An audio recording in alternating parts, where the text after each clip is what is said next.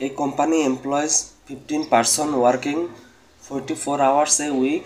If 4 person are ill, how many hours a week would the rest have to work to make up the time lost? তার মানে এখানে আমরা দেখতে পারি যে 15 জন এমপ্লয়ি এক সপ্তাহে 44 ঘন্টা কাজ করে। তাহলে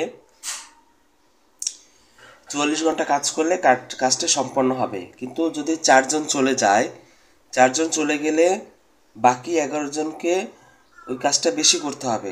কতটুকু বেশি হবে বা টোটাল কি কত ঘন্টা কাজ শেষ হবে সেটাই আমাদের বের করতে হবে। তাহলে 15 জন শ্রমিক এক সপ্তাহে কাজ করে আমরা লিখব 15 জন শ্রমিক এক সপ্তাহে কাজ করে 44 ঘন্টা। একজন শ্রমিক এক সপ্তাহে কাজ করবে অনেক বেশি, তাই 44 গুণ এখানে গুণ হবে, ভাগ হবে না।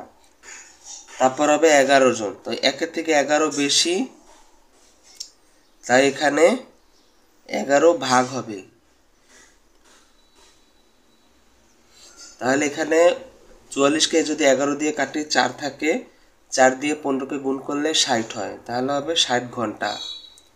তো এখানে 11 জন কাজ করলে তাদের কাজটি শেষ করতে মোট সময় লাগবে 60 ঘন্টা। তাহলে এইখানে এই প্রশ্ন উত্তর হচ্ছে 60 ঘন্টা বা 60 আওয়ার্স।